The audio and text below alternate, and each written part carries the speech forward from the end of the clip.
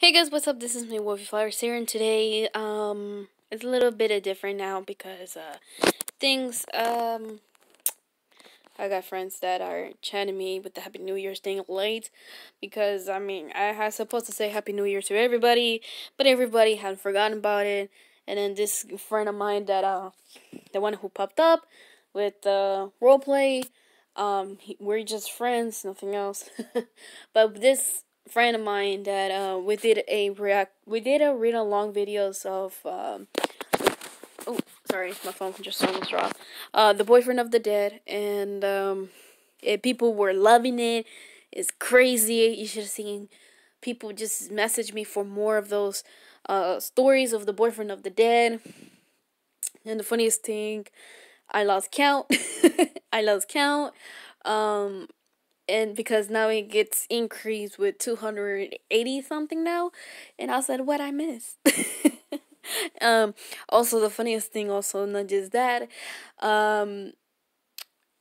when I did a live to read along stories, I came to realize it was frozen up, so I was kind of a bit sad, y'all.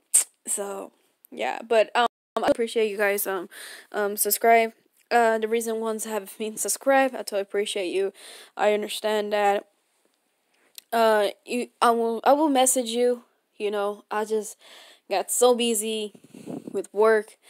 I'm not gonna lie, the job had helped me out. To help my family out. This pandemic from last year had changed me everything. It had my mindset on straight. Just lately, things were not quite well when somebody, tell you to throw off the face. It's a long story, y'all, but, things will get better, most definitely will get better. I already start having everything planned up later on in the future. Most definitely, we will continue doing, YouTube. I'm back, after a long while. It's a long story. I'll make a video about it. But anyways, let's get back. What I'm going to do today, because I'm going to do a reaction of the Scarlet King. Now, precisely don't know much about Scarlet King. I did heard something about Scarlet King, but Scarlet King, it had me confused up because it says it's real, but it's not real. Like, is it real or it's not real? That's my question. Like, is it or is it not? It's based on the fiction. It's not real, but on the story of SCP's foundation, it had me confused. Like, is it exist in that story? But like, or is it just, people thinking that it could exist? So this is a story of the Scarlet King. They put it SCP-001 because it's majority of different kind of story that you won't know the real story of SCP-001. So this is one of the stories of S001 of the Scarlet King. So hope you guys liked it. Like this, and let's start it. How long have I been doing this? For 3 minutes. I'm sorry, y'all. Let's go. The SCP Foundation is no stranger to pure evil. Whether it's a reptile that wants to end all life, a sadistic old man with his own torture dimension, or the personification of death itself lurking beyond a limestone cavern. But what if there was something even worse out there? The embodiment of chaos and cruelty, existing across multiple realities and dimensions. And what if it was coming for us? This is the Scarlet King, believed by many to be the ultimate evil behind much of the trouble the Foundation has faced, and some even speculate that fighting him was the reason the Foundation was created in the first place. But what exactly is the Scarlet King? See, this is the thing. Like, how is it dimensional to illusional to the dimension, this and this and that's my big ass question. He's known by many names, almost always including some allusion to the color red, and then a reference to royalty or power. Harak, Kaharak, the Red Shah, the Crimson Khan, PTE-616 Mendez Ex Machina, the Laha Raja, and, of course, SCP-001, to name a few.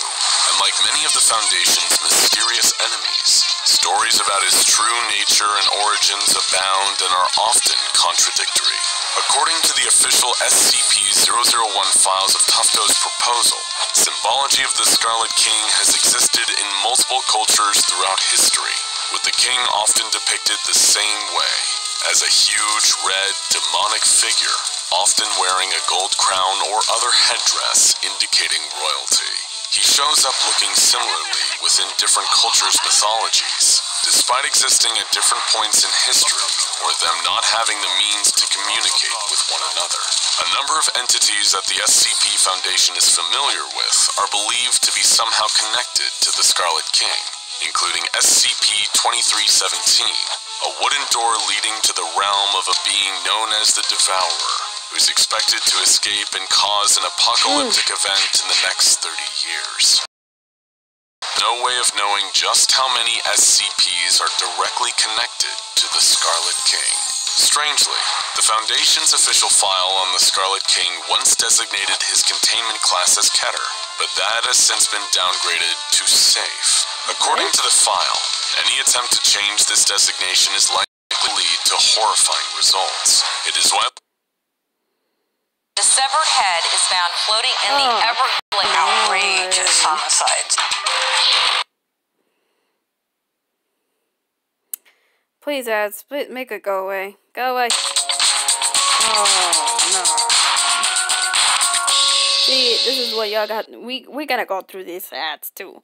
Like, come on. It is widely known that the Scarlet King still has considerable influence over a number of groups, individuals, and anomalies in our universe. And if ever he made his way into our universe, it would likely lead to the irreversible damage of reality itself. So then why Safe? And why are the O5 Council so adamant that it remain that way? Getting to the bottom of this mystery is exactly why we're here today. But to fully grasp the true nature of the Scarlet King, we must first understand the man whose life and fate have always been tied to it. Dr. Robert Montauk. If that name feels oddly familiar to you, it's because of its association with one of the Scarlet King's most recent attempts to enter our reality, SCP-231. This SCP, often referred to as the Brides of the Scarlet King, was formed of 7 women. 7, by the way, being an extremely significant number for the king, all kidnapped by the most recent in a long line of the king's devoted cults known as the Children of the Scarlet King. Each of these 7 unfortunate women were impregnated with anomalous horrors, such as the infamous SCP-682, and every time one of these horrors were birthed, a catastrophe occurred and the mother died. At the time, Dr. Montauk was a prominent researcher studying this anomaly, and as 6 catastrophes had already occurred, pressure was mounting to figure out a way to prevent the final birth. But as he was working on the issue, Dr. Montauk was struck with a personal tragedy, the mysterious disappearance of his 14-year-old brother Jacob. In his fear and anger, Montauk believed that this must have something to do with the Scarlet King and his disciples. Wanting revenge, Montauk proposed an idea so horrifying that the details were never made public. A procedure known as 110 Montauk, to be performed on the final bride at regular intervals. However, this wasn't the end of Dr. Montauk's fraught relationship with the Scarlet King. It was just the beginning. To give you some perspective on just how dangerous the Scarlet King is, the SCP Foundation and the Global Occult Coalition decided to put aside their differences and form a joint effort to stamp out the children of the Scarlet King. They were successful in this mission, and even managed to capture the children's leader, a mysterious man named Depeche Spivak. Upgrade to download videos and watch anywhere, at any time. Montauk, who became the lead researcher on I'm sorry, y'all, but I'm gonna have to go back a little bit. In this mission, and even managed to capture the children's leader, a mysterious man named Depeche Spivak. Dr. Montauk, who became the lead researcher on 231 and 2317, was naturally the first choice for interviewing Depeche about the true nature of the children and of the Scarlet King. Dr. Montauk could never be the impartial interviewer that the SCP Foundation wanted, though. The suspicion that the Scarlet King or the children had something to do with the loss of his younger brother still lingered just beneath the surface. Like a lot of cult leaders, Depeche was extremely cryptic in his answers to Dr. Montauk's questioning. He'd already heard of the doctor from the reputation of the horrifying Montauk procedure, and was surprised to see him so calm and courteous in person. A few key facts about the king and his cult were revealed in the first few rounds of questioning. The children had once worked with the Serpent's Hand before being excommunicated for their allegiance to the king, and they had stolen sacred texts from the mystical Wanderer's Library to assist in their summoning rituals. Depeche also revealed that the Scarlet King is bound by 3 laws: blood, the law of concrete, and the law of howling. Dr. Montauk, confused and frustrated by Depeche's secrecy, had to learn more. He found an old memoir from a former member of the Children of the Scarlet King, Jack Hirsch, who had the ability to invade the minds of people from the past and experience what they experienced. He recounted a battle between the Scarlet King and his followers, and a group of time-traveling Turkmen warriors from SCP-3838. Hurst saw both sides of the battle. Perspective of the Children of the Scarlet King, their lord ruled over them from an immense fortress embedded in a volcano. From the perspective of the Turkmen, the children were starved and beaten peasants, commanded by the king's voice in the roaring howl of the wind. Montauk also found extensive records of summoning rituals performed by various Scarlet King-aligned cults. Interestingly, some of them incorporated the use of carved SCP Foundation symbols. What could this mean? Montauk returned again to Depeche, who finally gave him the truth about the law of blood. This is the law of the Scarlet King. It's defined by poverty, violence, starvation, hate, and most of all, fear. Like the serfs in the Middle Ages, persecuted by and subjected to violence from the nobles. To the Children of the Scarlet King, this sense of holy pain and awe is the only way to live. The alternative is the law of concrete, which means an age defined by empty safety and false comfort. Buildings, easy to access food, healthcare, knowledge, technology. This is everything that the Scarlet King despises. But the mystery only deepened as Montauk found files from a former Foundation operative by the name of Agent de Beauvoir. Get fee-free overdraft up to $100. I had to... Mystery only deepened as Montauk found files from a former Foundation operative by the name of Agent de Beauvoir. Montauk learned that the Scarlet King didn't seem to appear until after the Foundation was created. And in fact, it seemed that the greater interest the Foundation took in the Scarlet King, the more powerful he became. How could this be? Things were also getting stranger on a personal level for Dr. Montauk. Depeche repeatedly pressed him about his brother's disappearance and the Montauk procedure during the interviews. Little by little, it was beginning to take its toll. The questions still plagued him. What was the law of howling? Who or what really is the Scarlet King? How did he come to be? Montauk's search was causing him to act more like the Children of the Scarlet King, ranting about the horrors of the modern world, how all of us are living a lie, how the only honest way to live is suffering under the dominion of the Scarlet King. This philosophy is summed up in the words of one cultist named Ariadne Cartwright, who said, "We must learn what it is to die, to be enslaved, truly, brutally enslaved, with no compassion or compunction from our masters. We must learn what it is to be taken towards a single purpose, to know and truly understand our lack of agency. We must be beholden to the words of gods in darkness, the tempest-tossed refuse of a race of fools. We must kill modernity, post-modernity, with all its analysis and sneering observation. There is only one rule, the rule of chaos. Sanity for life, for the Scarlet King." Basically, anytime humanity tries to to exert control over the world, the Scarlet King gets stronger. Every time they try to understand or organize or categorize their world, the Scarlet King gets stronger. As colonial and imperial powers conquered and invaded lands like India, Africa, and South America, and subjugated their beliefs under Western ideas, the Scarlet King grew stronger. Montauk was beginning to truly understand the power of his enemy here, and even worse, he was starting to understand his part in it. Montauk, slowly being driven mad by the knowledge he was gaining, realized that the Scarlet King's greatest enemy, the SCP Foundation, was also its greatest asset. Every time they tried to understand the monster, to give him some kind of comprehensible form, they only made him more powerful. In time with Montauk's new revelation, a red crack appeared in all of Depeche Spivak's containment cell, a portal to the realm of the Scarlet King. What? Foundation staff found they were unable to enter the cell, and Depeche demanded a final interview with Montauk. With no other options, the Foundation relented. In their very last conversation, Depeche congratulated Montauk for finally understanding what he was dealing with. The Scarlet King, Depeche told him, is an idea, a concept. He is a being given power through the conflict between the old and the new. This is the law of the Howling.